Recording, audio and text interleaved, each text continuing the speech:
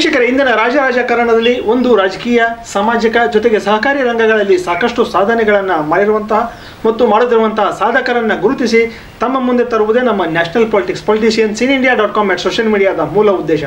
ನಮ್ಮ ಇವತ್ತಿನ ವಿಶೇಷ ಸಂದರ್ಶನದಲ್ಲಿ ಹಾಸನ ಜಿಲ್ಲೆ ಆಲೂರು ತಾಲೂಕು ಕೃಷಿಕ ಸಮಾಜದ ಹಾಲಿ ಅಧ್ಯಕ್ಷರು, ಸುಮಾರು 16 ವರ್ಷದಿಂದ ನಿರ್ದೇಶಕರಾಗಿ ಈ ಒಂದು ಸಂಸ್ಥೆಯಲ್ಲಿ ಸೇವೆಯನ್ನು ಸಲ್ಲಿಸುತ್ತಿರುವಂತಹ ಮತ್ತು ಶ್ರೀ ಬಸವೇಶ್ವರ ರೈತ ಶಕ್ತಿ ಗುಂಪು ಆಲೂರು ಇದರ ಹಾಲಿ ಅಧ್ಯಕ್ಷರು ಮತ್ತು Subhiksha organic multi state cooperative society limited Thirthahalli ಇದರಲ್ಲಿ ಮಾಜಿ ಸಂಸ್ಥಾಪಕ ನಿರ್ದೇಶಕರಾಗಿ ಸೇವೆಯನ್ನು ಸಲ್ಲಿಸುತ್ತಿರುವಂತಹ ಮತ್ತು ಹಾಸನ ಕೊಡಗು ಪ್ರಾಂತೀಯ ಸಹಕಾರ ಸಂಘಗಳ ಸಾವಯವ ಒಕ್ಕೂಟ ಇದರಲ್ಲಿ ಹಾಲಿ ಅಧ್ಯಕ್ಷರಾಗಿ ಸೇವೆಯನ್ನು ಸಲ್ಲಿಸುತ್ತಿರುವಂತಹ ಮತ್ತು ನೆಲ್ಲಕ್ಕಿ ಸಾವಯವ ಕೃಷಿ ಪರಿವಾರ ಆಲೂರು ತಾಲೂಕು ಮಾಜಿ ಅಧ್ಯಕ್ಷರು ಹಾಗೂ ಪುಣ್ಯಭೂಮಿ ಸಂಘಟನೆ ಭರತವಳ್ಳಿ ಇದರಲ್ಲಿ ಸಕ್ರಿಯ ಕಾರ್ಯಕರ್ತರಾಗಿ ಸೇವೆಯನ್ನು ಸಲ್ಲಿಸುತ್ತಿರುವಂತಹ ಮತ್ತು ರಾಜ್ಯ ಮಟ್ಟದ ಕೃಷಿ ಪಂಡಿತರು ಪ್ರಶಸ್ತಿ, ಜಿಲ್ಲಾ ಮಟ್ಟದ ಪ್ರಗತಿಶೀಲ ರೈತ ಪ್ರಶಸ್ತಿ, ಸಾವಯವ ಕೃಷಿಕರು, ಪ್ರಗತಿಪರ ರೈತರು ಆಗಿರುವಂತಹ ಮತ್ತು ಸುಮಾರು 30 ವರ್ಷದಿಂದ ಸಮಾಜ ಸೇವೆಯನ್ನು ಮಾಡುತ್ತಾ ಬಂದಿರುವ ಸಮಾಜ ಸೇವಕರು ಸನ್ಮಾನ್ಯ ಶ್ರೀ ಎಚ್.ಎಂ. ಧರ್ಮಲಿಂಗಂ ಸರ್ ಅವರು ನಮ್ಮ ಉಪಸ್ಥಿತಿಯಲ್ಲಿದ್ದಾರೆ. ಇವರಿಗೆ ನಮ್ಮ ಪೊಲಿಟಿಷಿಯನ್ಸ್ ಇನ್ ಇಂಡಿಯಾ.com ಸೋಷಿಯಲ್ ಮೀಡಿಯಾ ಪರವಾಗಿ ಹಾರ್ದಿಕ ಸ್ವಾಗತ. ಸರ್ ನಮಸ್ಕಾರ. ಸರ್ ತಾವು ಎಲ್ಲ ರಂಗದಲ್ಲೂ ಅಂದರೆ ಎಲ್ಲ ರಂಗದಲ್ಲೂ ಕೂಡ ಸಾಕಷ್ಟು ಒಂದು ಸೇವೆಯನ್ನು ಕೊಟ್ಟಿದ್ದೀರಿ ಮತ್ತು ಒಂದು ಸಾಧನೆಯನ್ನು ತಾವು ಮಾಡಿದ್ರಿ. ಆ ಸಾಧನೆಗಳನ್ನು ವಿಷಯಗಳನ್ನು ಕೇಳೋದಕ್ಕಿಂತ ಪೂರ್ವದಲ್ಲಿ ಒಂದು ಸಣ್ಣ ಕಿರು ಪರಿಚಯವನ್ನು ನಮ್ಮ ವೀಕ್ಷಕರಿಗೆ ಹೇಳಿ ಸರ್. ಎಲ್ಲರಿಗೂ ನಮಸ್ಕಾರ. ನಾನು ಹಾಸನ ಜಿಲ್ಲೆ ಆಲೂರು ತಾಲೂಕು ಹೊಸಗನೂರು ನಮ್ಮ ಊರು. ನನ್ನ ಹೆಸರು ಎಚ್.ಎನ್. ಧರ್ಮಲಿಂಗಂ, ನಮ್ಮ ತಂದೆ ಹೆಸರು ನಿಂಗಪ್ಪಗೌಡ ಅಂತ ಅಂದ್ಬಿಟ್ಟು. ನಮ್ಮದು ಕೃಷಿ ಕುಟುಂಬ. ನಮ್ಮ ಅಜ್ಜ ಕೃಷಿಕರು, ನಮ್ಮ ತಾತ ಕೃಷಿಕರು ಮತ್ತು ನಮ್ಮ ತಂದೆ ಕೃಷಿಕರು, ಹಾಗೆ ನಾನು ಕೃಷಿಕ. ನಾನು PUC ಸೆಕೆಂಡ್ ಇಯರ್ PUC ಓದಿ ಒಂದು ಫಿಸಿಕ್ಸ್ ಒಂದು ಫೇಲ್ ಆಯಿತು. ನಂದು ಒಂದು 29 ನಂಬರ್ ಬಂದು ಫೇಲ್ ಆಯಿತು. ಆನಂತರ ನಾನು ಕೃಷಿಗೆ ಒಲವು ತೋರಿಸ್ಕೊಂಡು ನಮ್ಮ ಅಜ್ಜನೂ ಕರೆದ್ರು ನಾನು ಕೃಷಿಗೆ, ಬರಪ್ಪ ಕೃಷಿ ನಮ್ಮ ಇರುವಾಗಲೇ ಕೃಷಿ ಕಲ್ತ್ಕೊಳ್ಳಿ ಅಂತೇಳಿ ಕರೆದು ಬಂದ್ಬಿಟ್ಟೆ. ಆ ಸಂದರ್ಭದಲ್ಲಿ ಮತ್ತು ನನಗೆ ಓದೋ ಆಸೆ ಇತ್ತು, ಆದರೂ ಮುಂದೆ ಹೋಗಲಿಲ್ಲ, ಬಂದೆ ಕೃಷಿಗೆ ಬಂದೆ. ಅವತ್ತಿನಿಂದ ಇವತ್ತಿನವರೆಗೂ ಕೃಷಿನ ತುಂಬ ಪ್ರೀತಿಯಿಂದ ಅಪ್ಯಾಯಮಾನವಾಗಿ ಬಿಗದಪ್ಕೊಂಡಂಗೆ. ಕೃಷಿ ಅಂತಂದರೆ ಭೂಮಾತೆ ಮತ್ತು ಗೋಮಾತೆ ಮತ್ತು ಪರಿಸರಕ್ಕೆ ಹಾನಿ ಆಗೋದ ರೀತಿಯಲ್ಲಿ ಕೃಷಿ ಮಾಡ್ಕೊಂಡು ಬರ್ತಾ ಇದೆ ಸರ್. ಒಂದು ಶಿಕ್ಷಣ ರಂಗದಲ್ಲಿ ಸಾಧನೆಯನ್ನು ಮಾಡೋಕ್ಕಾಗದೇ ಇದ್ರೂ ಕೂಡ ಕೃಷಿ ರಂಗದಲ್ಲಿ ಒಂದು ದೊಡ್ಡ ಸಾಧನೆಯನ್ನು ತಾವು ಮಾಡಿದ್ದೀರಿ ಸರ್. ಎಸ್ ಸರ್, ತುಂಬ ಸಂತೋಷ ಸರ್. ಸರ್ ಅದೇ ರೀತಿ ಈ ಒಂದು ಕೃಷಿ ರಂಗಕ್ಕಾಗಿರ್ಬೋದು, ಒಂದು ಸಾಮಾಜಿಕ ರಂಗಕ್ಕಾಗಿರ್ಬೋದು, ಮತ್ತು ಒಂದು ಸಹಕಾರಿ ರಂಗಕ್ಕಾಗಿರ್ಬೋದು, ಯಾವ ರೀತಿ ತಾವು ಪಾದಾರ್ಪಣೆಯನ್ನು ಮಾಡಿದಿರಿ ಸರ್? ಕೃಷಿ ರಂಗಕ್ಕೆ ಅಂತಂದರೆ ನಾನು ಆಸಕ್ತಿನೇ ನನಗೆ ಕೃಷಿ ರಂಗ ಆಗಿತ್ತು. ನಾನು ಓದೋದು ಬಿಟ್ಟು ಮನೆಗೆ ಬಂದ ತಕ್ಷಣ ಕೃಷಿನೇ ಪ್ರಾರಂಭ ಮಾಡಿದಂಥದ್ದು. ಅದ್ರ ಜೊತೆಗೆ 1-2 ವರ್ಷಗಳಲ್ಲಿ ನಾನು ಸಾವಯವ ಕೃಷಿಗೆ ಬಂದಿರಲಿಲ್ಲ. ರಾಸಾಯನಿಕ ನಮ್ಮ ಅಜ್ಜ ಮತ್ತು ನಮ್ಮ ತಂದೆಯವರೆಲ್ಲ ರಾಸಾಯನಿಕ ಕೃಷಿ ಮಾಡ್ತಾಯಿದ್ರು. ಆಲೂಗೆಡ್ಡೆ ಬೆಳೀತಾಯಿದ್ರು, ಜೋಳ ಬೆಳೀತಾಯಿದ್ರು. ಇದೆಲ್ಲ ಮಾಡ್ತಾ ಇದ್ದಾಗ ನಾನು ಬಂದ ತಕ್ಷಣ ರೇಷ್ಮೆ ಕೃಷಿನ ಪ್ರಾರಂಭ ಮಾಡಿದೆ. ರೇಷ್ಮೆ ಕೃಷಿ ಉತ್ತಮವಾಗಿ ಬರ್ತಾಯಿತ್ತು. ಒಂದು ತಿಂಗಳಲ್ಲಿ ಒಂದು ವರ್ಷದಲ್ಲಿ 10 ತಿಂಗಳು ಬೆಳೆ ಮಾಡ್ತಾಯಿತ್ತು ಮತ್ತು 10 ತಿಂಗಳು ಒಳ್ಳೆ ಬೆಳೆ ಬರ್ತಾಯಿತ್ತು, ಖುಷಿ ಆಯ್ತಾಯಿತ್ತು. ಆದರೂ ನನಗೆ ಒಂದು ತುಡಿತ, ಏನಪ್ಪ ಒಂದು ಗಟ್ಟಿ ಬೆಳೆ ಮಾಡ್ತಾರಲ್ಲ, ಇದು ಒಂದು ನಿರ್ಧಾರ ಅಂದರೆ ಗಟ್ಟಿ ಬೆಳೆ ಆಯ್ತಲ್ವಲ್ಲ ನಮಗಿದು. ಏನು ಜೋಳ ಬೆಳೀತಾರೆ ಪ್ರಕೃತಿನಲ್ಲಿ, ಏನಾದ್ರು ಒಂದು ಹದ ಮಳೆ ವ್ಯತ್ಯಾಸ ಆದರೆ ಹೊರಟೋಗುತ್ತೆ. ಆಲೂಗಡ್ಡೆ ಬೆಳೀತಾಯಿದ್ದು ಅದೊಂಥರ ಇನ್ನೂ ಕ್ಲಿಷ್ಟಕರವಾಗಿತ್ತು. ಏನಾದರೂ ರೋಗಗಳು, ಬ್ಲೈಟು, ಹಾಳು ಹರಿ ಬರೋಕ್ಕೆ ಶುರುವಾಯಿತು. ಇದು ಕಷ್ಟವಾಯ್ತಾ ಇದೆಯಲ್ಲ, ಒಂದು ತೋಟಗಾರಿಕೆ ಬೆಳೆ ಮಾಡಬೇಕು, ಗಟ್ಟಿ ಬೆಳೆ ಮಾಡಬೇಕು ಅಂತ ಅಂದ್ಕೊಂಡು ಅವಾಗ ಈ ಮಲ್ಟಿ ಸ್ಟೋರೇಜ್ ಕ್ರಾಪ್ಸ್ ಅಂತ ಅಂದ್ಬಿಟ್ಟು ತೆಂಗು, ಅಡಿಕೆ, ಕಾಫಿ, ಕಾಳುಮೆಣಸು, ಬಾಳೆ ಮತ್ತು ಆಮೇಲೆ ಬಾರ್ಡ್ರುಗಳು, ಸುತ್ತ ಬೇಲಿಗಳಲ್ಲಿ ತೇಗದ ಮರಗಳು, ಈ ಥರ ಹೊಂಗೆ ಮರಗಳು, ಈ ಥರದ್ದೆಲ್ಲ ಹಾಕಿ ಕೃಷಿನ ಪ್ರಾರಂಭ ಮಾಡೋದು. ರೇಷ್ಮೆ ಮಾಡ್ತಾಯಿತ್ತು. ಆ ಸಂದರ್ಭದಲ್ಲೂ ಮತ್ತು ಇದು ಏನಾದರೂ ಮಾಡಿ ನೀರಾವರಿ ಮಾಡ್ಕೋಬೇಕಲ್ಲ ಅಂತ ನೀರಾವರಿ ಮಾಡಿ ಆ ಥರ ಕೃಷಿ ಪ್ರಾರಂಭ ಮಾಡಿ ಮತ್ತು ಇದ್ರ ಜೊತೆಗೆ ಒಂದು 20 ನಮ್ಮ ದೇಶೀಯ ಗೋವುಗಳನ್ನು ಸಾಕ್ಕೊಂಡು, ನಮ್ಮಲ್ಲಿ ಮಲ್ನಾಡು ಗಿಡ್ಡ ಇತ್ತು, ಅದು ಸ್ವಲ್ಪ ಇಲ್ಲಿ ಕಳ್ಳತನ ಮತ್ತು ಓಡಾಡೋದಕ್ಕೆ ಇದೆಲ್ಲ ಜಾಸ್ತಿ ಮಾಡ್ತಾಯಿದ್ದು. ಆ ಸಂದರ್ಭದಲ್ಲಿ ಗುಜರಾತ್ಗೆ ಹೋಗಿ ನಮ್ಮ ಆನಂದ್ ಸರ್ ಅಂತ ಅವ್ರನ್ನ ಕರ್ಕೊಂಡೋಗಿ ಗುಜರಾತ್ ಹಸುಗಳನ್ನು, ಗಿರ್ ಹಸುಗಳು ತಂದು ಅವ್ರನ್ನ ಅಭಿವೃದ್ಧಿಪಡಿಸಿ ಇವತ್ತೊಂದು 20-22 ಹಸುಗಳು ಇದೆ ನಮ್ಮಲ್ಲಿ. ಗುಜರಾತ್ ಹಸುಗಳು ನಡ್ಕೊಂಡು ಹೋಗ್ತಾ ಇದೆ. ಯಾತಕ್ಕಾಗಿ ಇವೆಲ್ಲ ಮಾಡ್ತಾ ಹೋದು ಅಂದರೆ ಸಾವಯವ ಕೃಷಿ ಪರಿಸರಕ್ಕೆ ಹಾನಿ ಆಗಬಾರ್ದು, ನಮ್ಮ ಆರೋಗ್ಯದ ಮೇಲೆ ಹಾನಿ ಆಗಬಾರ್ದು, ಭೂಮಿ ಆರೋಗ್ಯ ಕಾಪಾಡ್ಕೋಬೇಕು. ಕೃಷಿ ನಮ್ಮ ಕಾಲಕ್ಕೆ ಕೊನೆ ಆಗಬಾರ್ದು. ನಮ್ಮಿಂದ ಶುರುವಾಗಿಲ್ಲ, ನಮ್ಮಿಂದ ಕೊನೆಯೂ ಆಗಬಾರ್ದು. ಬಹಳ ವರ್ಷಗಳ ಇತಿಹಾಸ ಇದೆ ಕೃಷಿಗೆ, ಸಾವಿರಾರು ವರ್ಷಗಳ ಇತಿಹಾಸ ಇದೆ. ಮತ್ತು ಮುಂದೆನೂ ಇದಕ್ಕೆ ಸಾವಿರಾರು ವರ್ಷ ಇತಿಹಾಸ ಭವಿಷ್ಯ ಇದೆ ಇದಕ್ಕೆ. ಇಂಥ ಇದನ್ನು ನಾವು ಹಾಳು ಮಾಡಬಾರ್ದು, ಇನ್ನೂ ಕೊಡುಗೆ ಕೊಡಬೇಕು. ಕೃಷಿ ಭೂಮಿನ ಫಲವತ್ತಾಗಿ ಉಳಿಸ್ಬೇಕು. ನಾವು ಫಲವತ್ತಾಗಿ ಉಳಿಸಿದ್ರಷ್ಟೇ ನಮ್ಮ ನೀರು ನೆರಳು ಇರೋ ಕಡೆ ಎಲ್ಲ ಜೀವಿಗಳು ಇರ್ತವೆ ಅಂತ ಹೇಳ್ತಾರಲ್ಲ. ಒಂದು ಎಷ್ಟೋ ಸರಿ ನಮ್ಮಲ್ಲಿ ನಮ್ಮ ತೋಟಕ್ಕೆ ಬಂದಂಥ ಕೃಷಿಕ ಇಲ್ಲೊಂದು ನಮ್ಮ ಹಾಸನ ಜಿಲ್ಲೆಯಲ್ಲಿ ಮಡೆನೂರಿನಲ್ಲಿ ಕೃಷಿ ಕಾಲೇಜ್ ಇದೆ. ಅಲ್ಲಿಂದ ವಿಜ್ಞಾನಿಗಳು ಅಥವಾ ಕೃಷಿ ವಿದ್ಯಾರ್ಥಿಗಳು ಬಂದಂಥ ಸಂದರ್ಭದಲ್ಲಿ ನಮ್ಮ ಮಣ್ಣನ್ನು ಪರೀಕ್ಷೆ ಮಾಡಿ ತುಂಬ ವಿಶೇಷವಾದ ಮೈಕ್ರೋಬ್ಸ್ ಇದೆ, ಇದೇ ರೀತಿ ಮೇಂಟೈನ್ ಮಾಡ್ಕೊಂಡು ಹೋಗಿ ಅಂತ ಹೇಳಿ ರಿಸರ್ಚ್ ಮಾಡಿದಾರಂಥ ನಿದರ್ಶನಗಳಿದಾವೆ ನಮ್ಮ ಹತ್ರ. ಎಸ್ ಸರ್, ತುಂಬ ಸಂತೋಷ ಸರ್. ಸರ್, ಸುಮಾರು 16 ವರ್ಷದಿಂದ ಈ ಒಂದು ಕೃಷಿಕ ಸಮಾಜದಲ್ಲಿ ನಿರ್ದೇಶಕರಾಗಿ ಕೆಲಸವನ್ನು ನಿರ್ವಹಿಸಿದ್ರಿ. ಇತ್ತೀಚೆಗೆ 3 ತಿಂಗಳ ಈಚೆಗೆ ತಾವು ಒಂದು ಅಧ್ಯಕ್ಷರಾಗಿ ಒಂದು ಅಧಿಕಾರವನ್ನು ತಗೊಂಡಿದ್ರಿ. ಈ ಒಂದು ಸಂದರ್ಭದಲ್ಲಿ ತಮಗೆ ಯಾವ ರೀತಿಯ ಒಂದು ಅನುಭವ ಆಗ್ತದೆ ಸರ್? ಸರ್, ನಾನು 16 ವರ್ಷಗಳು ಕೃಷಿಕ ಸಮಾಜದ ನಿರ್ದೇಶಕನ ಕೆಲಸ ಮಾಡಿದಂಥ ಸಂದರ್ಭದಲ್ಲೇ ನನಗೆ ಅನ್ನಿಸ್ತಾ ಇತ್ತು, ನಾವು ಕೃಷಿ ಇಲಾಖೆ ಮತ್ತು ಕೃಷಿಕರಿಗೆ ಒಂದು ಸೇತು ಬಂಧುವಾಗಿ ಕೆಲಸ ಮಾಡಬೇಕು. ನಾವು ಏನು ರೈತರಿಗೆ ಏನಾದರೂ ಒಂದು ಕೊಡುಗೆ ಕೊಡಬೇಕು ಅನ್ನೋ ನನ್ನ ಜೀವನದಲ್ಲಿ ಸರ್. ನನಗೆ ಏಕೆಂದರೆ ರೈತ ತುಂಬ ಕಷ್ಟಜೀವಿ. ನಾನು ನೋಡ್ತಾ ಇರ್ತೀನಿ ನಮ್ಮ ಭಾಗದಲ್ಲಿ ಕಷ್ಟಪಡೋಂಥ ರೈತಗಳನ್ನು ಭಾಳ ಗಮನಿಸ್ತಾ ಇರ್ತೀನಿ. ಏಕೆಂದರೆ ತುಂಬ ಕನಿಷ್ಠವಾಗಿ ಅವನ ಜೀವನ ನಡೀತಾ ಇರುತ್ತೆ. ಒಂದು ತುಂಡು ಜಮೀನಲ್ಲಿ ಅವನ ಜೀವನ ಕಟ್ಕೊಂಡಿರ್ತಾನೆ. ಮಕ್ಕಳು ವಿದ್ಯಾಭ್ಯಾಸ, ದನ ಕರುಗಳು ಸಾಕಬೇಕು, ಇದೆಲ್ಲ ಇರುತ್ತೆ. ಇಂಥದ್ನಿಗೆ ಏನಾದರೂ ಸಹಕಾರ ಮಾಡಬೇಕು ಅನ್ನೋದಕ್ಕೋಸ್ಕರ ಕೃಷಿ ಇಲಾಖೆಯಿಂದ ಬರೋಂಥ ಯಾವುದೇ ಒಂದು ಯೋಜನೆಗಳು ಬಂದರೂ ತಕ್ಷಣ ಕೃಷಿಕರಿಗೆ ಮುಟ್ಟಿಸಿ ಇದನ್ನು ಹೇಳ್ತಾ ಬರ್ತಿದ್ದು. ಆದ್ರೂ ನಮ್ಮ ತಾಲೂಕಿನಲ್ಲಿ ಕೃಷಿಕ ಸಮಾಜದ ಮೀಟಿಂಗ್ಗಳು ಇದೆಲ್ಲ ನಡೀತಿತ್ತು. ತುಂಬ ಕಡಿಮೆ, ವರ್ಷದಲ್ಲಿ 1-2 ನಡೀತಿದ್ದು. ಇದನ್ನೆಲ್ಲ ನೋಡಿ ಒಂದ್ಸರಿ ನಾನು ಒಂದು 2-3 ಮೀಟಿಂಗ್ಗಳಲ್ಲಿ ಗಲಾಟೆ ಮಾಡಿದಂಥ ಸಂದರ್ಭಗಳು. ಗಲಾಟೆ ಅಂದರೆ ನಮ್ಮಲ್ಲಿ ಕೃಷಿ ಸಮಾಜನೇ ಬೇಡ, ನಾವು ಏನಂತ ಹೋಗಿ ಜನಗಳ ಮುಂದೆ ನಿಂತ್ಕೊಳ್ಳೋದು. ನಾವು ರೈತನಾಗಿ ರೈತರಿಗೆ ಉಪಕಾರ ಮಾಡಿದ್ರೆ ಈ ಕೃಷಿ ಸಮಾಜ ಏನಕ್ಕೆ ಬೇಕು ಅಂತ ಕೇಳಿದಂಥ ಸಂದರ್ಭಗಳು ನಿದರ್ಶನಗಳು ಸಾಕಷ್ಟು ಇದ್ದಾವೆ. 2-3 ಸರಿ ನಾವು ಮಾಡಿದ್ದೀವಿ. ಆ ನಂತರ ದಿನಗಳಲ್ಲಿ ಈಗ ಮೊನ್ನೆ ಎಲೆಕ್ಷನ್ ಆಯಿತು. ಈಗ 3 ತಿಂಗಳಿದೆ ಎಲೆಕ್ಷನ್, 3-4 ತಿಂಗಳ ಎಲೆಕ್ಷನ್ ಆಯಿತು. ಆ ಸಂದರ್ಭದಲ್ಲಿ ನನ್ನನ್ನು ಅಧ್ಯಕ್ಷನಾಗಿ ಆಯ್ಕೆ ಮಾಡಿದ್ದಾರೆ. ಖುಷಿ ಅನಿಸ್ತದೆ ತಮಗೆ?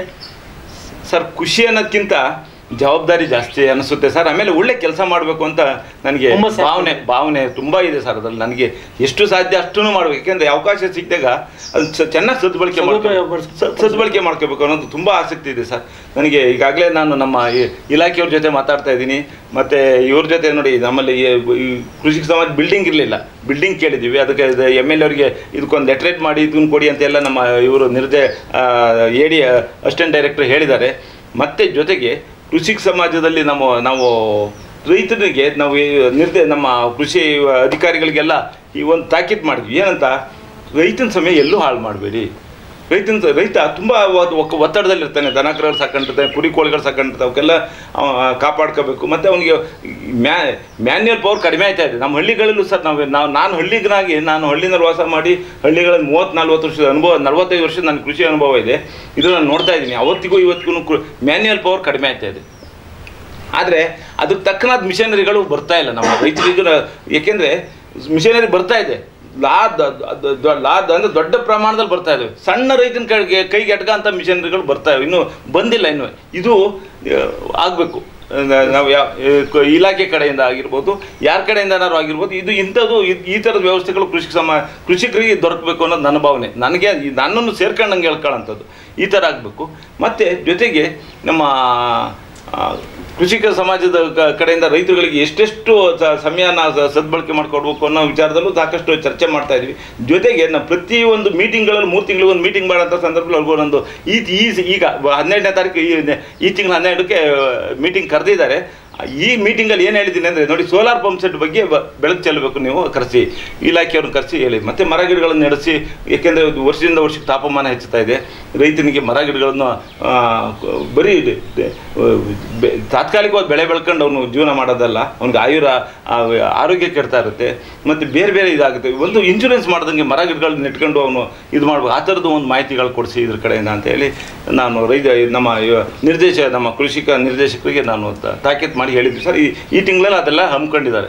ಈ ರೀತಿಯಲ್ಲಿ ನನಗೇನಂದ್ರೆ ರೈತನ ಬಗ್ಗೆ ತುಂಬ ಒಲವಿದೆ ಸರ್. ನಾನು ರೈತನ ಕಷ್ಟಗಳನ್ನು ತುಂಬ ಹತ್ತಿರದಿಂದ ನೋಡಿರೋದ್ರಿಂದ ಸ್ವಲ್ಪ ರೈತರಿಗೆ ಏನಾದರೂ ಅನುಕೂಲ ಮಾಡಬೇಕು, ನಮ್ಮ ಕೈಲಾದಷ್ಟು ಅಳಿಲು ಸೇವೆ ಎಲ್ಲದನ್ನೂ ನೆಟ್ಟೆ ಮಾಡೋದು ನಮ್ಮ ಕೈಲೂ ಆಗೋದಿಲ್ಲ ಸರ್. ಯಾಕೆಂದರೆ ದೊಡ್ಡ ಮಟ್ಟದ ವ್ಯವಸ್ಥೆಗಳಿರ್ತವೆ ಇದರಲ್ಲಿ. ಹಾಗಾಗಿ ಅಲ್ಲಿಂದನೂ ಸರಿ ಆಯ್ತಾ ಬರಬೇಕು. ಹಾಗಾಗಿ ನಮ್ಮ ಕೈಲಾಗಿದ್ದರೆ ನಾವು ಮಾಡೋದಕ್ಕೆ ಭಾಳ ಮನಸ್ಸು ತುಡಿತಾ ಇದೆ ಸರ್ ನನಗೆ ಆ ವಿಚಾರದಲ್ಲಿ. Yes sir. ಸರ್, ಇನ್ನು ಸರ್ಕಾರದಿಂದ ಇಲ್ಲಿನ ಭಾಗದ ರೈತರಿಗೆ ಹೊಸ ಹೊಸ ಯೋಜನೆಗಳಂತಂದರೆ ಇಲ್ಲಿನ ರೈತರು ಒಂದು ಅಭಿವೃದ್ಧಿಯನ್ನು ಹೊಂದುತ್ತಾರೆ ಸರ್? ಸರ್, ನಮ್ಮಲ್ಲಿ ಸ್ವಲ್ಪ ನೀರಾವರಿ ಮೂಲ ಇದೆ. ನಮ್ಮಲ್ಲಿ ಹೊಳೆ ಪಾತ್ರ ಇದೆ. ಬೋರ್ವೆಲ್ಗಳು ಕೆಲವರು ತೆಗೆಸ್ಕೊಂಡಿದ್ದಾರೆ. ಈ ನೀರಾವರಿ ಆದರೆ ಮತ್ತು ಆಮೇಲೆ ತುಂಡು ಹಿಡುವಳಿಗಳು ಜಾಸ್ತಿ ಇದೆ. ನಮ್ಮಲ್ಲಿ ಕಾಫಿ ತೋಟಗಳ ಕಡೆ ಹೋದರೆ ನಮ್ಮಿಂದ ಸ್ವಲ್ಪ ಒಂದು 10 ಕಿಲೋಮೀಟರ್ ಆಚೆ ಹೋಗ್ಬಿಟ್ಟು ಕಾಫಿ ತೋಟಗಳು ಬರುತ್ತೆ. ದೊಡ್ಡ ಹಿಡುವಳಿಗಳು 50 ಎಕರೆ 100 ಎಕರೆ ಈ ಥರ ಎಲ್ಲ ಹಿಡುವಳಿ ಬರುತ್ತೆ. ನಮ್ಮಲ್ಲೆಲ್ಲ 5 ಎಕರೆ 10 ಎಕರೆ ಒಳಪಟ್ಟೆ ಹಿಡುವಳಿಗಳು ಜಾಸ್ತಿ ಇದೆ. ನಮ್ಮ ಅಪ್ಪ ಅಜ್ಜರು ಒಂದು ಸ್ವಲ್ಪ ಉತ್ತಮವಾಗಿ ಹೋರಾಟ ಮಾಡಿ ಒಂದಷ್ಟು ಕೃಷಿ ನನ್ನ ಪಾಲಿಗೆ ಒಂದು 22 ಎಕರೆ ಜಮೀನಿಗೆ ಇದೆ ನನಗೆ ಆ ರೀತಿ ಅದನ್ನು ಕೃಷಿಗೆ ಒಳಪಡಿಸ್ಕೊಂಡಿದ್ವಿ. ದನ ಮೇಯಕ್ಕೂ ಒಂದಷ್ಟು ಅವಕಾಶ ಬಿಟ್ಕೊಂಡಿದ್ವಿ. ಗದ್ದೆ ಊಟದ ಭತ್ತ ಸಮೇತ ನಾವೇ ಬೆಳ್ಕೊಳ್ಳೋದಕ್ಕೆ ಒಂದು 3 ಎಕರೆ ದನಗಳಿಗೆ ಮೇವಿಗೆ ಇದಕ್ಕೆಲ್ಲ ಬಿಟ್ಕೊಂಡಿದ್ದೀವಿ.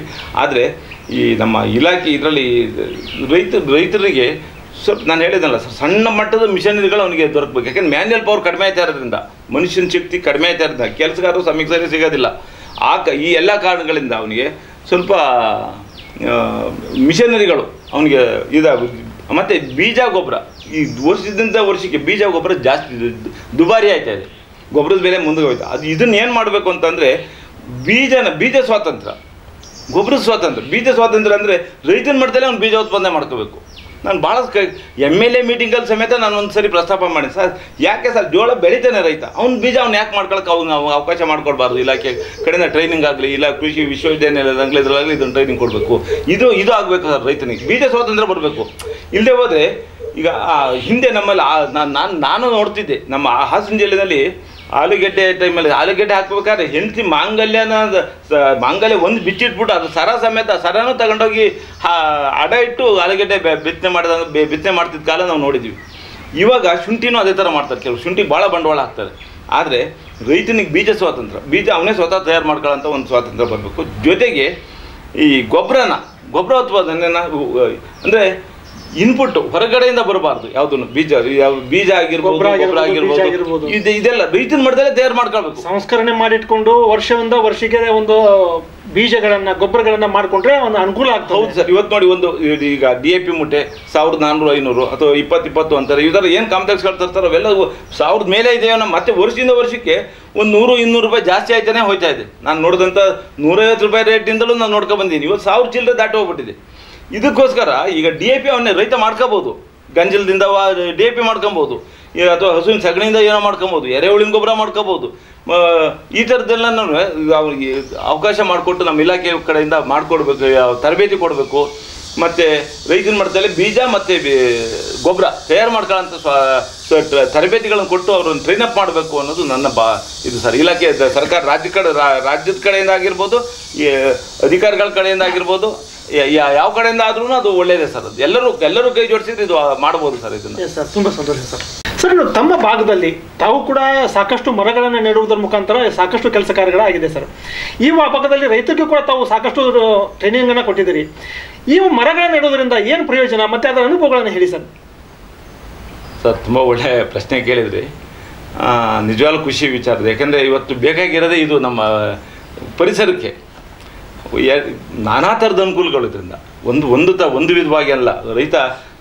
ನಾವು ರೈತ ಯೋಚನೆ ಮಾಡ್ತೀವಿ, ಅಥವಾ ನಾನು ಹಾಕ್ದವನು ಒಬ್ಬ ಫಲಾನುಭವಿ ಏನು ಯೋಚನೆ ಮಾಡ್ತೇನೆ ಅಂದರೆ, ಮರ ಬೆಳೆದ್ರೆ ಅದರಿಂದ ನನಗೇನು ಲಾಭ ಅಂದ್ರೆ ಗರ್ತು ಅದರ ಅಳತೆ ಸುತ್ತಳತೆ ನೋಡ್ಕೊಂಡು ಇದಿಷ್ಟು ದುಡ್ಡು ಆಗುತ್ತೆ ಅಂತ ಒಂದೇ ಕ್ಯಾಲ್ಕುಲೇಷನ್ ಹಾಕೊಳ್ಳೋಂಥ ಕೆಲವು ಮಂದಿ ಇದ್ದಾರೆ, ಎಲ್ಲರೂ ಅಲ್ಲ. ಆದರೆ ಒಂದು ಮರ ಗಿಡ ಹಾಕೋದ್ರಿಂದ ಮೊದಲನೇದು ಪರಿಸರಕ್ಕೆ ಅನುಕೂಲ ಆಗುತ್ತೆ, ಎರಡನೇದು ಪ್ರಾಣಿ ಪಕ್ಷಿಗಳಿಗೆ, ಮತ್ತು ಆ ತರಗೆಲೆ ಬಿದ್ದು ಸೂಕ್ಷ್ಮಜೀವಿಗಳು ಆಗುತ್ತೆ, ಭೂಮಿ ಸಂಪದ್ಭರಿತವಾಗುತ್ತೆ, ಭೂಮಿ ಕೊಚ್ಚಣಿಕೆ ಏನು ಹೇಳಿ ನೀವು ಹರಿಯುವ ನೀರನ್ನು ನಿಲ್ಲಿಸಿ ಅಂತಾರಲ್ಲ, ಅದು ಆ ಕೆಲಸ ಎಲ್ಲ ಆಗುತ್ತೆ. ಹಿಂಗೆ ಭೂಮಿಗೆ ಹಿಂಗಿಸುತ್ತೆ, ಮರಗಿಡಗಳಿಂದ ಹಿಂಗಿಸುತ್ತೆ. ಮತ್ತು ಜೊತೆಗೆ ರೈತನಿಗೆ ಇನ್ಶೂರೆನ್ಸ್ ಮಾಡ್ದಂಗೆ ಆಗುತ್ತೆ ಸರ್ ಮರಗಿಡಗಳು ಬೆಳ್ಕೊಳ್ಳೋದ್ರಿಂದ. ಏಕೆಂದರೆ ನಾನು ನೋಡಿ, 1 ವರ್ಷದ ಬೆಳೆ ಮಾಡ್ತೀವಿ, ಈಗ 6 ತಿಂಗಳು ಬೆಳೆ ಮಾಡ್ತೀವಿ, 3 ತಿಂಗಳು ಬೆಳೆ ಮಾಡ್ತೀವಿ, ಅದು ಒಂದು ಸರಿಗೆ ಅದಕ್ಕೆ ವರ್ಷನೂ ಇನ್ವೆಸ್ಟ್ಮೆಂಟ್ ಮಾಡ್ತಾ ಹೋಗ್ಬೇಕು. ವರ್ಷ ಈ ವರ್ಷ ನಾನು ಭತ್ತ ಬೆಳಿತೀನಿ ಅಂದರೆ ಈ ವರ್ಷ ಬೀಜ ಗೊಬ್ಬರ ಮತ್ತು ಉಳುಮೆ ಎಲ್ಲದನ್ನೂ ಮಾಡ್ತಾ ಹೋಗ್ಬೇಕು. ಮರ ಗಿಡ ಹಾಗಲ್ಲ ಸರ್. ಒಂದು ಸಾರಿ ನಾಟಿ ಮಾಡಿದ್ರೆ ಜೀವಮಾನ ಪೂರ್ತಿ ಅದು ಒಂದು ವೃಕ್ಷ ಅದು ಬೆಳ್ಕೊಳ್ತಾ ಇರುತ್ತೆ. ಅಲ್ಲಿವರೆಗೂ ಅದು ಸಾಕಷ್ಟು ನೆರಳು ಕೊಡುತ್ತೆ, ಇದು ಕೊಡುತ್ತೆ. ಅದು ವ್ಯಾಲ್ಯೂಯೇಷನ್ ದಿನದಿಂದ ದಿನಕ್ಕೆ ಇನ್ಶೂರೆನ್ಸ್ ಬೆಳೆದಂಗೆ ಅದಕ್ಕಿಂತ ದೊಡ್ಡ ಮಟ್ಟಕ್ಕೆ ಬೆಳೀತಾ ಇರುತ್ತೆ. ನಾನು ನಿಮ್ಗೊಂದು ಸಣ್ಣ ಉದಾಹರಣೆ ಹೇಳಬಲ್ಲೆ. ನಾನು ಏನಂತಂದ್ರೆ, ನಾನೇ ತೆಗೆದ ಮರಗಳನ್ನು ನಾಟಿ ಮಾಡಿ ಒಂದು 35-40 ವರ್ಷದ ಅನುಭವ ನನಗಿದೆ.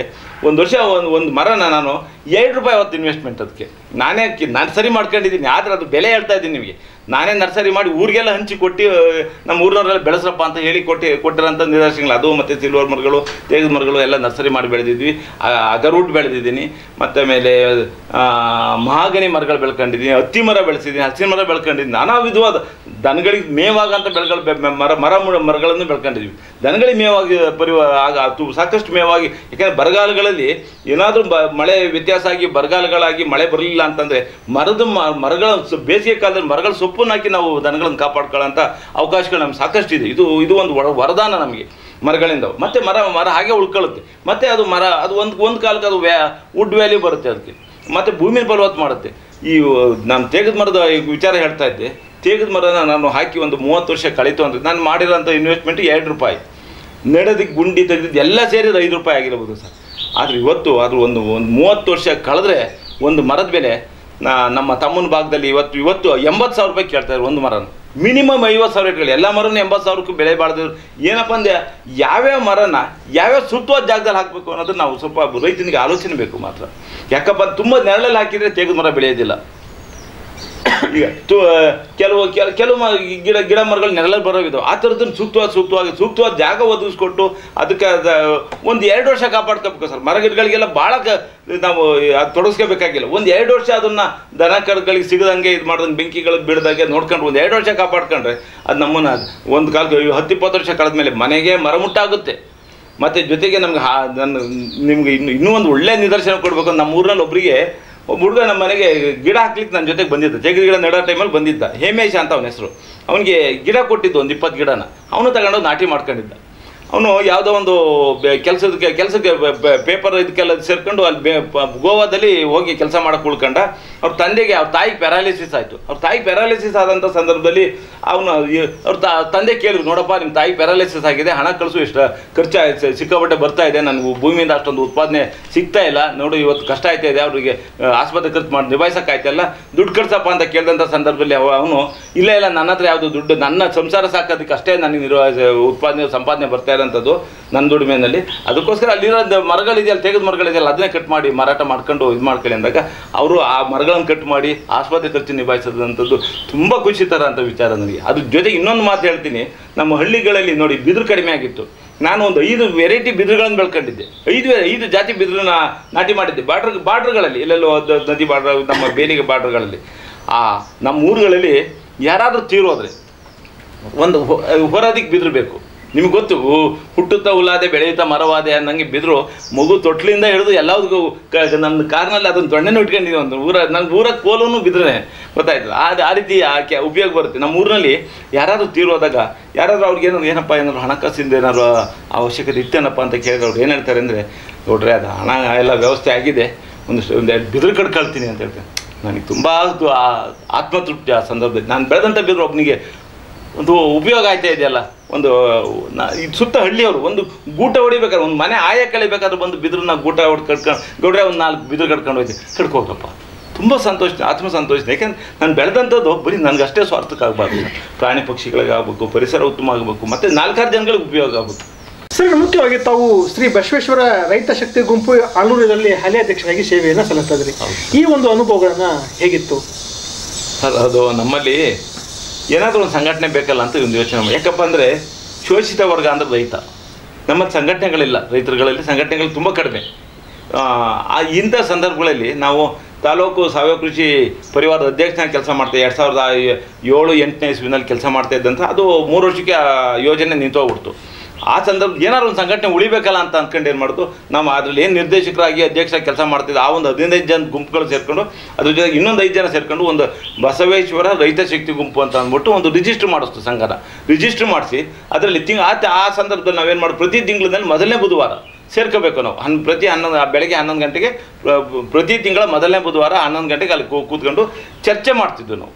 ಏನು ಚರ್ಚೆಗಳು, ಕೃಷಿನಲ್ಲಿ ಎಲ್ಲಿ ಸೋಲ್ತಾ ಇದ್ದೀವಿ ಅಥವಾ ಎಲ್ಲಿ ಲಾಭ ಆಯ್ತಾಯಿದೆ, ಯಾರು ವಿಶೇಷವಾದ ಕೃಷಿ ಮಾಡಿದ್ದಾನೆ, ಇದ್ರ ಬಗ್ಗೆ ಎಲ್ಲ ಚರ್ಚೆ ಮಾಡಿ, ಮತ್ತು ಅದು ಇಲಾಖೆಗಳಿಂದ ಏನಾದರೂ ರೈತನಿಗೆ ಅವನಿಗೆ ಒಂದು KEB ಕಡೆಯಿಂದ ಆಗಿರ್ಬೋದು, ರೆವಿನ್ಯೂ ಕಡೆಯಿಂದ ಆಗಿರ್ಬೋದು, ಪೊಲೀಸ್ ಸ್ಟೇಷನಲ್ಲಿ ಆಗಿರ್ಬೋದು, ಇಲಾಖೆ ತೋಟಗಾರಿಕೆ ಇಲಾಖೆ ಎಲ್ಲ ಗುಂಪಾಗಿ ಹೋದರೆ ನಾವೆಲ್ಲ ಒಗ್ಗಟ್ಟಾಗಿ ಹೋದರೆ ಕೆಲಸಗಳಾಯ್ತವೆ ಅನ್ನೋದು ಒಂದು ನಮಗೆ ಮನದಟ್ಟಾಯಿತು.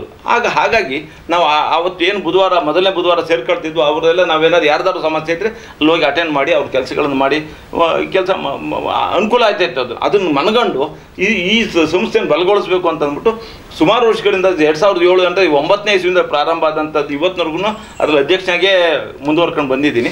ಜೊತೆಗೆ ನಮ್ಮಲ್ಲಿ ಯಾರಾದರೂ ವಿಶೇಷವಾಗಿ ಕೃಷಿ ಮಾಡಿರೋಂಥವ್ರು ಅಥವಾ ವರ್ಷಕ್ಕೊಂದೊಂದು ರಾಜ್ಯನ ಪ್ರವಾಸ ಮಾಡ್ತೀವಿ.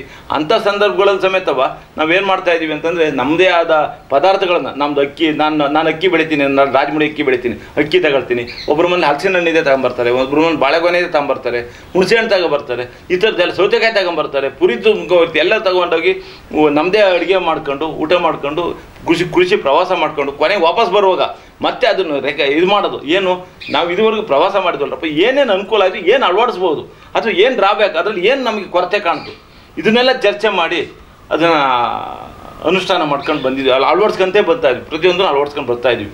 ಜೊತೆಗೆ ನಮ್ಮಲ್ಲಿ ರೈತರಿಗೆ 20 ಜನ ರೈತರುಗಳಲ್ಲಿ ಯಾರಿಗಾದ್ರೂ ಆರ್ಥಿಕವಾಗಿ ಸಂಕಷ್ಟಕ್ಕೆ ಸಿಗಾಕೊಂಡ್ರು ಅಂತಂದರೆ 25,000 ರೂಪಾಯಿನವರೆಗೂ ನಾವೇನು ಕಲೆಕ್ಷನ್ ಮಾಡ್ತೀವಿ ಆ ದುಡ್ಡುಗಳಲ್ಲಿ ಪ್ರತಿ ತಿಂಗಳಲ್ಲಿ ಈಗ ಈ ತಿಂಗಳು ಒಬ್ರು ತಗೊಂತಾನೆ, ಮುಂದಿನ ತಿಂಗಳು ಒಬ್ರು ತಗೊಂತಾರೆ, ಅಥವಾ 10,000 ತಗೊಂತ ಅವ್ನಿಗೆ 5,000 ಬೇಕಾಗಿರುತ್ತೆ.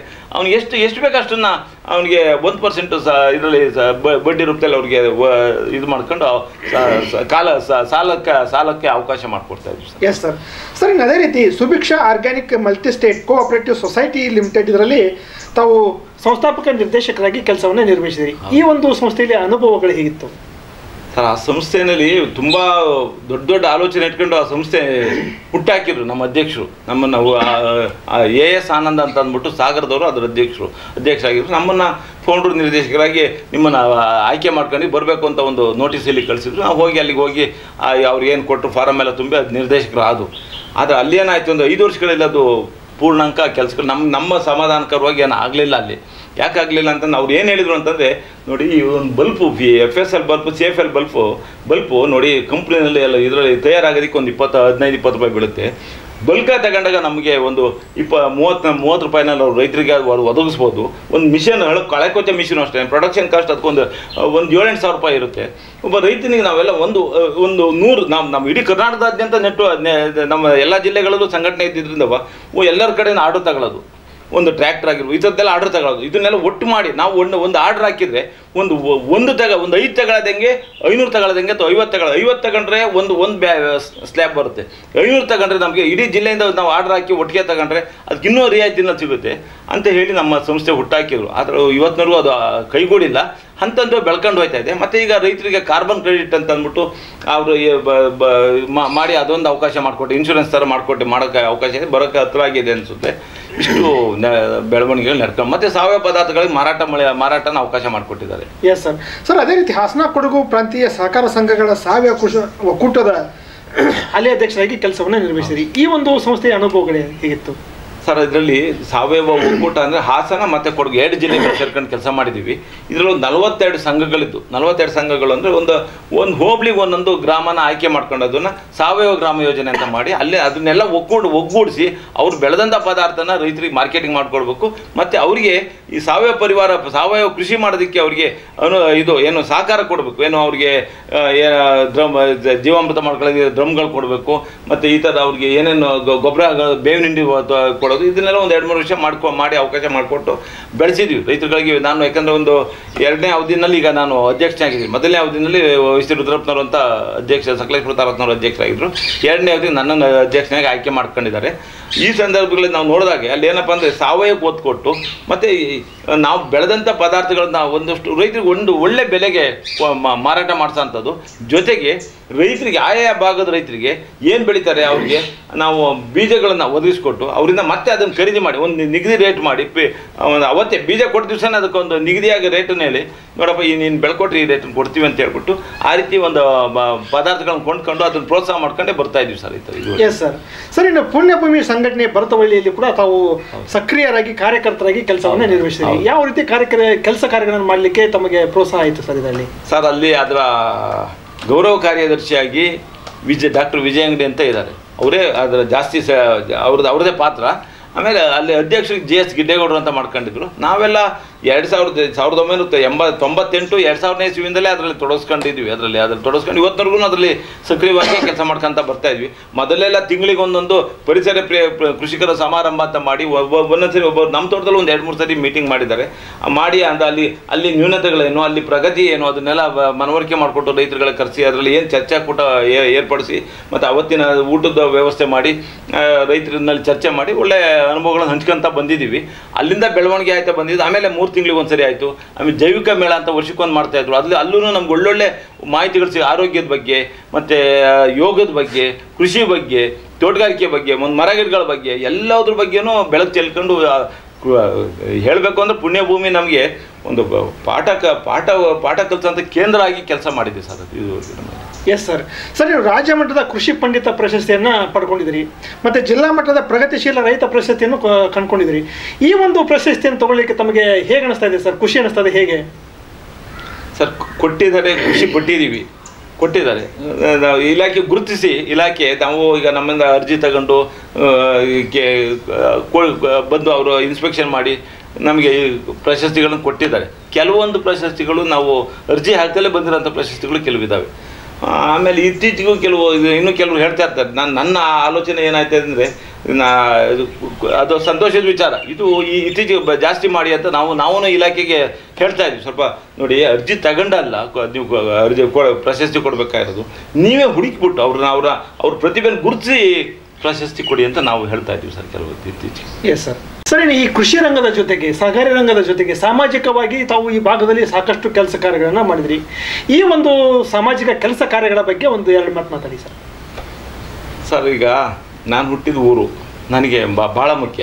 ನಾನು ಹುಟ್ಟಿದ ಊರು ನನ್ನ ಊರಿನ ರಸ್ತೆಗಳಾಗಿರ್ಬೋದು, ದೇವಸ್ಥಾನ ಜೀರ್ಣೋದ್ಧಾರ ಆಗಿರ್ಬೋದು, ಊರಿನ ಸಾಂಸ್ಕೃತಿಕ ಉತ್ಸವಗಳಾಗಿರ್ಬೋದು. ನಮ್ಮಲ್ಲಿ ವರ್ಷದ ಯುಗಾದಿ ಉತ್ಸವ ಅಂತ ಮಾಡ್ತೀವಿ. ನಮ್ಮಲ್ಲಿ ದೊಡ್ಡಮ್ಮ, ಚಿಕ್ಕಮ್ಮ, ದೇವಮ್ಮ ಅಂತ ಒಂದು 3 ಗ್ರಾಮ ದೇವತೆಗಳಿದ್ದಾವೆ. ಅದ್ರ ಉತ್ಸವ ಮಾಡ್ತೀವಿ.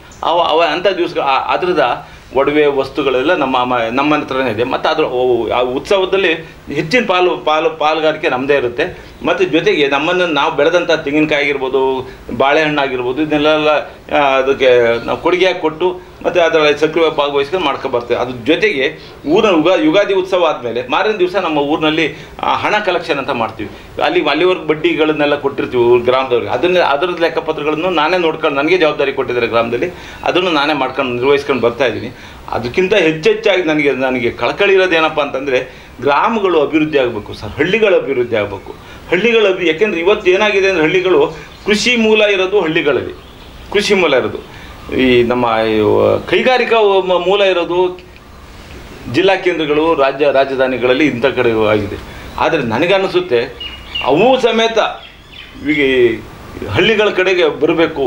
ಸ್ವಲ್ಪ ಪ್ರಮಾಣದಲ್ಲಿ ಹಳ್ಳಿಗಳೇ ಕಾರ್ಖಾನೆಗಳಾಗಿ ಮಾರ್ಪಾಟಾಗಬೇಕು. ಅವತ್ತು ಹಳ್ಳಿಗಳ ಅಭಿವೃದ್ಧಿ ಆಯ್ತವೆ. ಈಗ ನಮ್ಮಲ್ಲಿ ನೋಡಿ, ನಾವು ಭತ್ತ ಬೆಳಿತೀವಿ, ಅದು ಕಾಫಿ ಬೆಳಿತೀವಿ, ಸಂಸ್ಕರಣಾ ಕೇಂದ್ರಗಳು ಇಂಥ ಕಡೆನೇ ಆಗಬೇಕು. ನಾನು ತೆಂಗಿನಕಾಯಿ ಬೆಳಿತೀನಿ, ಇಲ್ಲಿ ಎಣ್ಣೆ ತೆಗಿಬೇಕು, ಕೊಬ್ಬರಿಯಿಂದ ಎಣ್ಣೆ ಮಾಡೋಂಥ ಘಟಕಗಳು, ಇದನ್ನೆಲ್ಲ ಅಲ್ಲಲ್ಲೇ ಆಯಾ ಭಾಗದಲ್ಲಿ ಇಲಾಖೆಗಳು ಕೊಡಬೇಕು ಅಂತ ನನಗೆ ಆಸಕ್ತಿ ಇದೆ. ಮತ್ತು ನಮ್ಮ ಊರಿಗೆ ಸಂಬಂಧಪಟ್ಟಂಗೆ ನಾನು ಹೇಳೋದಾದರೆ, ಏನಾದರೂ ಗ್ರಾಮದಲ್ಲಿ ಏನಾದ್ರು ರಸ್ತೆ ಏನಾದ್ರು ಕೆಟ್ಟೋಯ್ತು ಅಂತ ಸ್ವಲ್ಪ ಇಲಾಖೆನ ಕಾಯಿದ ರೀತಿಯಲ್ಲಿ, ಸರ್ಕಾರನ ಕಾಯಿದ ರೀತಿಯಲ್ಲಿ ಅವ್ರು ಗಮನಕ್ಕೆ ತಗೋಗೋದ್ರ ರೀತಿಯಲ್ಲಿ ನನ್ನ ಕೈಲಾದ ಮಟ್ಟಿಗೆ ಅದನ್ನೆಲ್ಲ ಸರಿಪಡಿಸ್ಕೊಂಡು ಇವತ್ತಿನವರೆಗೂ ನಮ್ಮ ಒಂದು 500 ಆಗ್ಬೋದು, 5000 ಆಗಿರ್ಬೋದು, ಇಂಥ ಕೆಲಸಗಳನ್ನು ನಾನು ಮಾಡ್ಕೊಂಡು ಈ ನಮ್ಮ ಗ್ರಾಮನ ಅಭಿವೃದ್ಧಿ ಕೆಲವು ವಿಚಾರದಲ್ಲಿ ಮುಂಚೂಣಿಯಲ್ಲ ಇದ್ದೀವಿ ಸರ್. ಯಾವುದೇ ವಿಚಾರ ನಮ್ಮ ಗ್ರಾಮದಲ್ಲಿ ಏನೇ ಒಂದು ಪಂಚಾಯತಿ ನಡಿಬೇಕು ಅಂತಂದರೆ, ಆಮೇಲೆ ಜೊತೆಗೆ ಯಾವುದಾದ್ರು ಒಂದು ಸಮಸ್ಯೆಗಳು, ಈಗ ಒಬ್ರಿಗೊಬ್ಬರಿಗೆ ಜಮೀನು ಸಮಸ್ಯೆ ಆಗಿರ್ಬೋದು, ಅಥವಾ ವೈಯಕ್ತಿಕವಾದ ವಿಚಾರಗಳು, ದನಕರುಗಳ ವಿಚಾರ ಏನೇ ಬಂದ್ರೂ ಆದಷ್ಟು ಪೊಲೀಸ್ ಸ್ಟೇಷನ್ನು ಅಲ್ಲಿ ಹೊರಗಡೆಗೆ ಬಿಡದಾಗೆ ನಮ್ಮ ಗ್ರಾಮದಲ್ಲೇ ಆದಷ್ಟು ಬಗೆಹರಿಸ್ಕೊಂಡು, ಯಾಕಪ್ಪ ಅಂದ್ರೆ ಎಲ್ಲರೂ ಹೊಂದಾಣಿಕೆ ಹೋಗಬೇಕು. ಗ್ರಾಮದಲ್ಲಿ ಒಂದು ಕೈಯಾಗಿ ಕೆಲಸ ಮಾಡಿದರೆ ಗ್ರಾಮದ ಬೆಳವಣಿಗೆ ಆಗುತ್ತೆ ಅನ್ನೋ ದೃಷ್ಟಿಯಲ್ಲಿ ಬರ್ತಾ ಇದ್ವಿ. ಜೊತೆಗೆ ಎಲ್ಲರೂ ಒಳ್ಳೆ ದುರಭ್ಯಾಸಗಳು ಮಾಡಬೇಡಿ, ಒಳ್ಳೆ ಸಂಸ್ಕಾರವಂತರಾಗಿ ಸದ್ಗುಣವಂತರಾಗಿ ಬೆಳೆದ್ರೆ ನೋಡಿ, ನಮ್ಮ ಗ್ರಾಮದ ಒಂದೇ ಶಕ್ತಿ ಅಲ್ಲ, ಭಾರತದ ಶಕ್ತಿ ಅಂತ ಹೇಳಿ ನಾನು ಇದುವರೆಗೆ ನಡೆಸ್ಕೊಬರ್ತಾ ಇದ್ದೀನಿ ಸರ್. ಎಲ್ಲರಿಗೂ ತಿಳುವಳಿಕೆಗಳನ್ನು ಮತ್ತು ನಮ್ಮ ಧಾರ್ಮಿಕ ವಿಚಾರಗಳು ಹೇಳಿದ್ರೆ ಮಠದವರು ಕಲೆಕ್ಷನಿಗೆ ಬರ್ತಾರೆ. ಅವ್ರ ಜೊತೆ ಸ್ವಾಮೀಜಿಗಳ ಜೊತೆ ಹೋಗಿ ನಾವು ಅವ್ರಿಗೆ ಹಳ್ಳಿಗಳೆಲ್ಲ ಸುತ್ತಾಡಿ ಎಲ್ಲಾದರೂ ಸಹಕಾರ ಮಾಡಿ ನಾವು ಬೆಳೆದಂಥ ಪದಾರ್ಥಗಳನ್ನ ನಾನು ಬೆಳೆದಿರೋಂಥದ್ದು ಮೊದಲು ಉತ್ತಮ ಕೊಡ್ತೀನಿ ಅವ್ರಿಗೆ. ನಾನು ಬೆಳೆದಿದ್ದೀನಲ್ಲ, ಅದು 4-6 ಜನಗಳಿಗೆ ಉಪಯೋಗ ಆಗಲಿ ಅಂತ ಅಂದ್ಬಿಟ್ಟು ಅದನ್ನು ಮೊದಲು ನಾನು ಬೆಳೆದಂಥದ್ದು ಎಲ್ಲದೊಂದು ಪದಾರ್ಥನೂ 4 ಜನಗಳಿಗೆ ಕೊಟ್ಟು ಅದನ್ನು ಮೊದಲು ಮಠಗಳು ಅಷ್ಟೇ. ನಾನು ನೋಡಿ ರಾಜಮುಡಿ ಭತ್ತ ಬೆಳಿತೀವಿ ನಾವು. ನಮ್ಮ ದನಗಳು ಹುಲ್ಲಾಕದಂತ ರಾಜಮುಡಿ ಭತ್ತ 3 ಎಕರೆಲ್ಲಿ ರಾಜಮುಡಿ ಬೆಳೆದು ಸ್ವಾಮೀಜಿಗಳಿಗೆ ಬಂದಾಗ 2 ಮೂಟೆ ಭತ್ತ ಅಲ್ಲಿ 2 ಮೂಟೆ ಭತ್ತ ಅಂದರೆ 1.5 ಕ್ವಿಂಟಲ್ ಆಗುತ್ತೆ. ನಮ್ದು ಒಂದು 50 kg 60 kg ದೊಡ್ಡ ಮೂಟೆಗಳು ತುಂಬಿರ್ತೀವಿ, ದೊಡ್ಡ ಚೀಲದಲ್ಲಿ ಹಾಕಿರ್ತೀವಿ. ಒಂದು ನೋಡಪ್ಪ ಅವರು ತಾಕೀತು ಮಾಡ್ತಾರೆ ಯಾರಿಗೆ ಆ ಮಠದ ಕಾರ್ಯಕರ್ತರಿಗೆ, ನೋಡಪ್ಪ ಧರ್ಮಣ್ಣವ್ರು ಕೊಟ್ಟಿರೋಂಥದ್ದನ್ನು ಸಪ್ರೇಟಾಗಿಟ್ಟು ಮಠದಲ್ಲಿ ಅಕ್ಕಿ ಮಾಡಿಸಿ ಮಠದ ಇದಕ್ಕೆ ಬಳಸ್ಬೇಕು, ಇದನ್ನು ಸಪ್ರೇಟಾಗಿ ಇಡಿ ಅಂತ ಹೇಳ್ತಾರೆ. ಅಷ್ಟು ಅವ್ರಿಗೂ ನಮ್ಮ ಬಗ್ಗೆ ಅಪ್ಯಾಯಮಾನ. ಒಂದು ಬಾಳೆಗೊನೆ ಕೊಟ್ಟೆ ಅಂದರೆ ಅದನ್ನು ತುಂಬ ಭಾಳ ಖುಷಿಯಿಂದ ಇದನ್ನು ಚೆನ್ನಾಗಿಟ್ಟು ಹಣ್ಣು ಮಾಡಿ ನಮಗೆ ಉಪಯೋಗ ಮಾಡ್ಕೊಳ್ರಪ್ಪ ಮಠದವ್ರಿಗೆ, ಯಾಕೆಂದ್ರೆ ಇವ್ರು ಸಾವಯವದಲ್ಲಿ ಬೆಳೆದಿದ್ದಾರೆ ಅನ್ನೋದು ಭಾವನೆ ಈ ಏರಿಯಾದ ಸರ್ ಆಲೂರಿನಲ್ಲಿ ಅಥವಾ ಹಾಸನಲ್ಲಿ ಗುರುತಿಸ್ತಾರೆ ಅಂದರೆ ಸಾವಯವದ ಧರ್ಮಣ್ಣ ಅಂತಲೇ ಗುರುತಿಸ್ತಾರೆ ವಿನ ನಾನು ಭೂಮಿಗೆ ವಿಷ ಕೊಟ್ಟಿಲ್ಲ ಸರ್, ಭೂಮಿಗೆ ವಿಷ ಕೊಟ್ಟಿಲ್ಲ. ನಾನು ವಿಷ ತಿನ್ನೋಕೆ ಇಷ್ಟಪಡೋದು. ನಾನು ಇವತ್ತಿನವರೆಗೂ ಹೋಟೆಲ್ನಲ್ಲಿ ಊಟ ಮಾಡೋಂಥ ಸನ್ನಿವೇಶಗಳು ತುಂಬ ಕಡಿಮೆ. ಆಲೂರಿಗೆ ಹೋಗ್ಬೇಕಾದ್ರೂ ನನ್ನ ಜೊತೆ ಊಟದ ಗಂಟು ನನ್ನ ಜೊತೆಗಿರುತ್ತೆ ಸರ್. ನಾನು ತೋಟಕ್ಕೆ ಹೋಗ್ಬೇಕಾದ್ರೂ ಊಟದ ಗಂಟು ನನ್ನ ಜೊತೆಗಿರುತ್ತೆ, ನಾನು ಹೊರಗಡೆ ಹೋಗ್ಬೇಕಾದ್ರೂ ನನ್ನ ಜೊತೆಗೆ ಊಟದ ಗಂಟು ಇರುತ್ತೆ ಸರ್. ಯಾಕಪ್ಪ ಅಂದ್ರೆ ನನ್ನ ಆರೋಗ್ಯ ನನ್ನ ಕೈಲಿ ಇಟ್ಕೋಬೇಕು. ನೋಡಿ, ಸಾಲ ಮಾಡಿ ಸಾಲಗಾರ ಕೈ ಸಿಗಾಕೊಳ್ಳೋದು ಒಂದೇ, ಬಡ್ಡಿ ಸಾಲ ಮಾಡಿಬಿಟ್ಟು ಸಾಲಗಾರ ಕೈ ಸಿಗಾಕೊಳ್ಳೋದು ಒಂದೇ. ನಾನು ಭಾಳ ಈ ಮಾತನ್ನು ಭಾಳ ಕಡೆ ಹೇಳ್ತಾ ಇರ್ತೀನಿ. ನಾವೇನಾದರೂ ಹಳ್ಳಿಗರು ಆರೋಗ್ಯ ಕೆಡಿಸ್ಕೊಂಡು ಡಾಕ್ಟ್ರುಗಳ ಕೈ ಸಿಗಾಕೊಳ್ಳೋದು ಒಂದೇ. ಅದಕ್ಕೋಸ್ಕರ ನಿಮ್ಮ ಆರೋಗ್ಯ ನಿಮ್ಮ ಕೈಲಿ ಇಟ್ಕೋಬೇಕು. ಅದಕ್ಕೋಸ್ಕರ ನಾನು ಸಭೆ ಸಮಾರಂಭಗಳು ಮಾಡಿಸಿ ನೋಡಿ ಸರ್, ನಮ್ಮೂರಿಗೆ ಜೈವಿಕ ಗ್ರಾಮ ಮಾಡಿಸಿದ್ದೀವಿ. ಇತ್ತೀಚೆಗೆ ಒಂದು ಕೇಂದ್ರ ಸರ್ಕಾರದ ಒಂದು ಯೋಜನೆ ಬರ್ತಾ ಇದೆ, ಸಾವಯವ ಕೃಷಿ ಅಂತ ಮಾಡ್ಬೇಕಂದ್ರೆ 3 ವರ್ಷದ ಯೋಜನೆ ಬರ್ತದೆ. ನಮ್ಮೂರನ್ನು ಆಯ್ಕೆ ಮಾಡ್ಕೊಂಡಿದ್ದಾರೆ. ಏಕೆಂದ್ರೆ ನಾವು ಭಾಳ ವರ್ಷಗಳಿಂದ ಸಾವಯವ ಕೃಷಿ ಮಾಡ್ಕೊಂಡು ಬಂದಿರೋದ್ರಿಂದ ಇವರು ಇಲ್ಲಿ ಚೆನ್ನಾಗಿ ಅನುಷ್ಠಾನ ಆಗುತ್ತೆ ಅಂತ ನೋಟ್ಟು ಆಯ್ಕೆ ಮಾಡ್ಕೊಂಡಿದ್ದಾರೆ. ಈ ಥರದಲ್ಲಿ ಏನೇ ಸೌಲಭ್ಯ ಬಂದರೂ ನಮ್ಮ ಹಳ್ಳಿಗಳಿಗೆ ಅಂದರೆ ಮತ್ತೆ ಜೊತೆಗೆ ಸರ್, ನಾನು ಇನ್ನೊಂದು ಭಾಳ ಹೆಮ್ಮೆಯಿಂದ ಹೇಳ್ಕೋಬೇಕು ಅಂತಂದರೆ, ನಾನು ಒಂದು ಸರಿ ನಾನು ನಮ್ಮ ತಾಲೂಕು ಸಾವಯವ ಪರಿವಾರದ ಅಧ್ಯಕ್ಷನಾಗಿದ್ದಂಥ ಸಂದರ್ಭದಲ್ಲಿ ಇಡೀ ನಮ್ಮೂರಿಗೆ ಒಂದು ಕೊಟ್ಟಿಗೆನೂ ಮಣ್ಣಿನ ಕೊಟ್ಟಿಗೆ ಉಳಿಬಾರ್ದಪ್ಪ, ಮಣ್ಣಿನ ಗುಂಡಿ ಬಿದ್ದು ದನಗಳು ತಗ್ಗಲ್ಲಿ ಗುಂಡಿಲಿ ಗೊಚ್ಚಲ್ಲಿ ಮಲಗಬಾರ್ದು ಅಂತೇಳಿ ನೆಲ ಹಾಸು ಕಾಂಕ್ರೀಟ್ಗೆ ಕೊಡೋಕೆ ಅವಕಾಶ ಇತ್ತು 10,000 ಎಲ್ಲ ಕೊಟ್ಟಿಗೆನು ಮನೆ ಎಣಿಸಿ, ಆಮೇಲೆ ರೈತರುಗಳು ಎಷ್ಟಾದರೂ ಮಾಡ್ಕೊಳ್ಳಿ ಅಂತ ಹೇಳಿ ಅವ್ರಿಗೆ ಅವಕಾಶ ಕೊಟ್ಟು ಮಾಡಿಸಿದ್ವಿ ಸರ್. ಅದನ್ನು ಭಾಳ ಹೆಮ್ಮೆಯಿಂದ ಹೇಳ್ಕೊತೀನಿ. ಯಾಕೆಂದರೆ ಗೋಮಾತೆ ಚೆನ್ನಾಗಿದೆ, ಗೋಮಾತೆ ಚೆನ್ನಾಗಿದ್ರೆ ರೈತನ ಆರೋಗ್ಯನೂ ಚೆನ್ನಾಗಿರುತ್ತೆ ಸರ್, ಪರಿಸರ ಚೆನ್ನಾಗಿಟ್ಕೋಬೇಕು. ಹೀಗಾಗಿ ತಾವು ಒಂದು ಸಾಮಾಜಿಕ ಕೆಲಸ ಕಾರ್ಯಗಳನ್ನ ಮಾಡ್ಕೊಂಡು ಬರ್ತಾ ಇದ್ದೀವಿ ಸರ್. ತುಂಬಾ ಸಂತೋಷ ಸರ್. ಸರ್, ಇನ್ನು ಕೊನೆಯದಾಗಿ ತಮ್ಮನ್ನ ಇಲ್ಲಿವರೆಗೆ ಬೆಳೆಸಿದಂಥ ಜನತೆಗೆ, ತಮ್ಮ ಒಂದು ಕಾರ್ಯಕರ್ತರಿಗೆ ಯಾವ ರೀತಿ ಕೃತಜ್ಞತೆಗಳನ್ನ ನಮ್ಮ ಮೀಡಿಯಾ ಮೂಲಕ ಹೇಳಲಿಕ್ಕೆ ತಾವು ಬಯಸ್ತೀರಿ ಸರ್? ಸರ್, ಅಣ್ಣೂರು ಹೇಳೋದು ಕಷ್ಟ ಅಂತ ಒಂದು ನನ್ನ ಮನೋಭಾವದಲ್ಲಿ ಏನಿದೆ ಅಂದರೆ, ಒಂದು ಹುಲ್ಲುಣ್ಸೆ ಕಟ್ಟಿನೂ ಉಪಯೋಗ ಬರುತ್ತೆ ಅಂತ ನನಗೆ ಭಾವನೆ ಇದೆ ಸರ್. ನನಗೆ ಯಾರೂ ಕೀಳಲ್ಲ, ಯಾರೂ ಮೇಲಲ್ಲ. ಅದರಿಂದ ಎಲ್ಲರೂ ಉಪಯೋಗ ಬರುತ್ತೆ, ಎಲ್ಲರಿಗೂ ಕೃತಜ್ಞತೆ. ಎಲ್ಲರಿಗೂ ಒಂದು ಇದು ಬೆಳಿಬೇಕಾದ್ರೆ ತುಂಬ ಸಾಕರ್ಗಳಾಗಿತ್ತು ಸರ್. ಅದು ಗೊತ್ತಿರೋದಿಲ್ಲ. ಇದು ನನಗೆ ಒತ್ತಾಗಿ ನಿಂತಿದೆ, ಇದು ನನಗೆ ಹೊರೆಯಾಗಿದೆ ಅಂತ ಅದು ಗೊತ್ತಿಲ್ಲ. ತಾಯಿಗೆ ಮಗು ಹೊರೆಯಾಗಿದೆ ಅಂತ ಗೊತ್ತಿಲ್ಲ, ಅದು ಇದಕ್ಕಾಗಿ ಅಂತ ಗೊತ್ತಿರೋದಿಲ್ಲ. ನೋಡಿ, ಅದಕ್ಕೆ ಆ ರೀತಿಯಲ್ಲಿ ನಾವು ಕೆಲಸ ಮಾಡಬೇಕು ಸರ್. ನಾವೆಲ್ಲರೂ ಹೇಳ್ತೀವಿ, ಯೋಚನೆ ಮಾಡಬೇಕಾಗಿರೋಂಥದ್ದು ಎಲ್ಲರಿಗೂ ಎಲ್ಲರನ್ನೂ ಕೃತಜ್ಞತಾ ಮನೋಭಾವದಿಂದ, ಭೂಮಿಯಿಂದ ಹಿಡಿದು ನನ್ನ ತಂದೆ ತಾಯಿಗಳಿಂದ ಹಿಡಿದು ನನ್ನ ಗ್ರಾಮದಿಂದ ಹಿಡಿದು ನನ್ನ ಕೆಲಸ ಕಾರ್ಯಗಳಿಗೆ ಒತ್ತು ಕೊಟ್ಟಂಥ ಎಲ್ಲರಿಗೂ ನಾನು ಕೃತಜ್ಞತೆ ಹೇಳೋದಕ್ಕೆ ಈ ಸಂದರ್ಭದಲ್ಲಿ ನಾನು ಮನಸಾ ಇಚ್ಛೆಯಾಗಿ ಹೇಳ್ತಾ ಇದ್ದೀನಿ ಸರ್ ಈ ಮಾತನ್ನು. ಎಸ್ ಸರ್, ತುಂಬ ಸಂತೋಷ ಸರ್. ಇಷ್ಟೊತ್ತು ನಮ್ಮ ವೀಕ್ಷಕರ ಮುಂದೆ ತಮ್ಮ ಒಂದು ಕೃಷಿಕರ ವಿಷಯಗಳನ್ನು ಮತ್ತು ಒಂದು ಸಾಮಾಜಿಕ ರಂಗದ ವಿಷಯಗಳನ್ನು ಹಂಚಿಕೊಂಡದಕ್ಕಾಗಿ ತುಂಬ ಧನ್ಯವಾದಗಳು. ನಮಸ್ಕಾರ ಸರ್. ನಮಸ್ಕಾರ ಸರ್. ಒಳ್ಳೆಯದಾಗಿ ಸರ್, ಒಳ್ಳೆಯದಾಗಿ. ತಾವು ನೋಡಿದಲ್ಲ ವೀಕ್ಷಕರು, ಇಷ್ಟೊತ್ತು ಮಾತನಾಡಿದಂಥ ಹಾಸನ ಜಿಲ್ಲೆ ಆಲೂರು ತಾಲೂಕು ಕೃಷಿಕ ಸಮಾಜದ ಹಾಲಿ ಅಧ್ಯಕ್ಷರು, ಸಾವಯವ ಕೃಷಿಕರು, ಪ್ರಗತಿಪರ ರೈತರು ಆಗಿರುವಂತಹ ಸನ್ಮಾನ್ಯ ಶ್ರೀ HM ಧರ್ಮಲಿಂಗಂ ಸರ್ ಅವರ ಮಾತುಗಳನ್ನು, ಇವರ ಇನ್ನಷ್ಟು ಮಾಹಿತಿಗಾಗಿ ಲಾಗ್ ಆನ್ ಆಗಿ www.politiciansinIndia.com ಸೋಷಿಯಲ್ ಮೀಡಿಯಾ. ಜೈ ಹಿಂದ್, ಜೈ ಕರ್ನಾಟಕ.